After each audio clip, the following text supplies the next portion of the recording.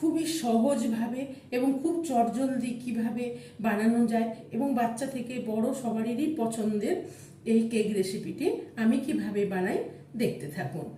সন্ধ্যাবেলা চায়ের সাথে ভীষণই ভালো লাগবে।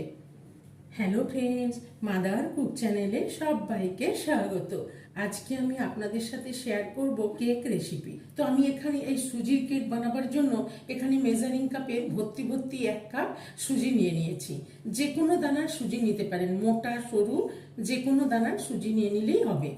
আমি এখানে 1 কাপ সুজি নিয়ে নিয়েছি। এই সুজিটা এখানে দিয়ে দিলাম।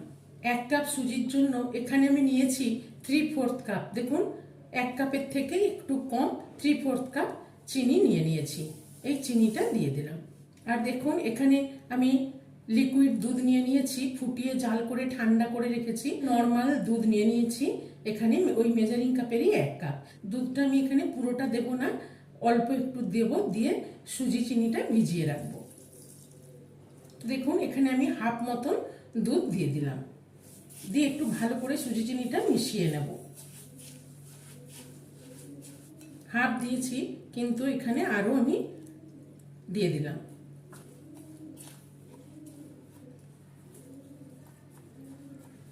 1 কাপ দুধ নিয়েছিলাম, তো এখানে দেখুন আরো 2 টেবিল চামচ মতো দুধ আছে।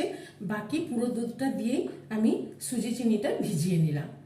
এবার আমি এটাকে একটু ঢেকে রেখে দেবো, কেন কি সুজিটা একটু ফুলবে। এটাকে আমি ঢেকে কিছুক্ষণ রেখে দেবো। ততক্ষণে আমি দেখুন এখানে একটা কেক টিন নিয়ে নিয়েছি। এই কেক টিনটা রেডি করে নেব। কেক টিনটা প্রথমে আমি একটু তেল ব্রাশ করে নেব। পুরো কেক টিনটাতে ভালো করে তেল ব্রাশ করে নিলাম। এবার আমি এখানে একটা বাটার পেপার নিয়ে নিয়েছি। বাটার পেপার না থাকলে এমনি পেপার দিয়েও করতে পারেন। বাটার পেপারটা নিয়ে ভালো করে এর মধ্যে বসিয়ে দিলাম, দিয়ে এর উপরে একটু তেল ব্রাশ করে নেব। কেক টিনটা রেডি করে নিলাম। আর এবার দেখুন, এখানে আমি একটা কড়াই নিয়ে নিয়েছি। কড়াইয়ের মধ্যে কিছুটা দেখুন লবণ দিয়ে দিয়েছি, দিয়ে এখানে একটা স্ট্যান্ড দিয়ে দিলাম, দিয়ে কড়াইটা ঢেকে দিলাম, দিয়ে এটাকে এখন প্রিহিটে বসিয়ে দেবো। সুজিটা 10-15 মিনিট রেস্টে রেখেছিলাম। এবার ঢাকাটা খুলে দেখে নেব সুজিটা ভিজে কতটা ভারী ভারী হয়ে গেছে, সুজিটা ফুলে গেছে। এবার আমি এখানে একটা মিক্সার গ্রাইন্ডার নিয়ে নিয়েছি, এর মধ্যেই সুজি ভেজানোটা দিয়ে দিলাম। সুজি চিনি দুধের মিশ্রণটা দিয়ে দিলাম। এবার এখানে একে একে কিছু উপকরণ দিয়ে দেবো। এখানে নিয়ে নিয়েছি 1/4 চামচ গুঁড়ো দুধ নিয়ে নিয়েছি, এই গুঁড়ো দুধটা দিয়ে দিলাম। আর নিয়ে নিয়েছি এখানে কাস্টার্ড পাউডার। আমি এখানে ভ্যানিলা কাস্টার্ড পাউডার নিয়ে নিয়েছি 1/4 কাপ। তো এই 1/4 কাপ ভ্যানিলা কাস্টার্ড পাউডার দিয়ে দিলাম। আর আমি এখানে বাটারটাকে গলিয়ে নিয়েছি। মেল্টেড বাটার নিয়ে নিলাম 1/4 কাপ। এই 1/4 কাপ মেল্টেড বাটার দিয়ে দিলাম। তবে আপনারা চাইলে এখানে সাদা তেল বা ঘিও ইউজ করতে পারেন। এবার সবগুলোকে একটু মিশিয়ে নেব। মিশিয়ে নিলাম। এবার আমি ঢাকাটা পরিয়ে ভালো করে মিক্সিতে গ্রাইন্ড করে নেব। দেখুন কত সুন্দর গ্রাইন্ড করে নিলাম। দেখুন, এবার আমি এটাকে এই বোলের মধ্যে ঢেলে নেব। ব্যাটারটাকে বড় বোলের মধ্যে নিয়ে নিলাম। এবার এখানে দিয়ে দেব 1 চামচ মতন বেকিং পাউডার,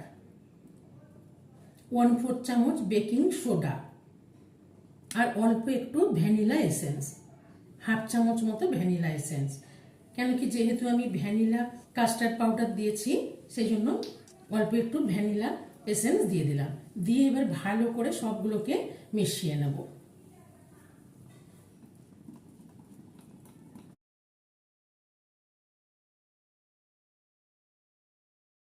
খুব সুন্দর করে ফেটিয়ে নিলাম।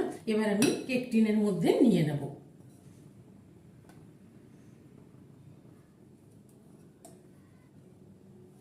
পুরো ব্যাটারটা দিয়ে দিলাম, দিয়ে এবার একটু ভালো করে ট্যাপ করে নেব। উপর থেকে আমি একটু টুটি ফুটি দিয়ে দেবো। আপনারা চাইলে যে কোনো ফ্রুটস দিতে পারেন। দেখুন বন্ধুরা, কি দারুণ লাগছে দেখতে। এবার বেক করতে বসিয়ে দেবো। এবার দেখুন, এখানে আমি আগের থেকেই প্রিহিট করতে বসিয়ে দিয়েছিলাম, গরম হয়ে গেছে। এবার আমি এখানে আস্তে করে কেক টিনটা বসিয়ে দেব,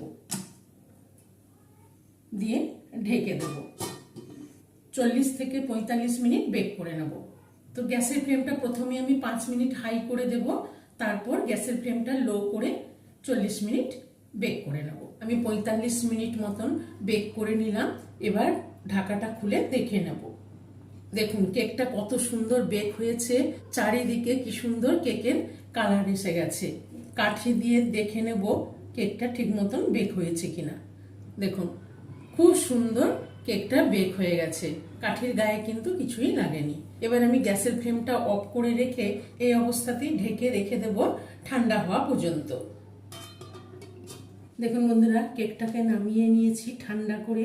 দেখুন কেকটা একদম সুন্দর ঠান্ডা হয়ে গেছে। এবার আমি চারিদিকটা আস্তে করে ছাড়িয়ে নেব,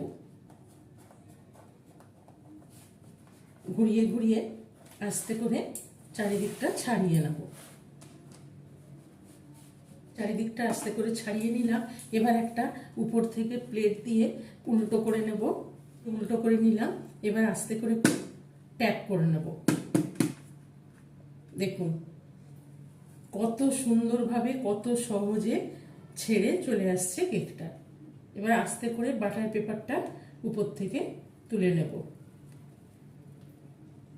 দেখুন কেকটার কত সুন্দর কালার এসেছে আর কত নরম স্পঞ্জি তৈরি হয়েছে। এবারে কেকটাকে উল্টো করে নেব, সোজা করে নেব। দেখুন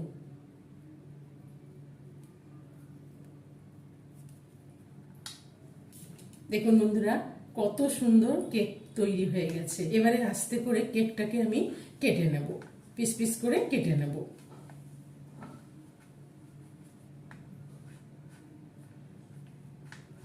কতটা নরম স্পঞ্জি তুলতুলে নরম কেক, কত সুন্দর হয়েছে। এবার আমি কেকটাকে পিস পিস করে কেটে নেব। এই কেকটি খেতে কিন্তু ভীষণই টেস্টি হয়। দেখুন কতটা নরম হয়েছে।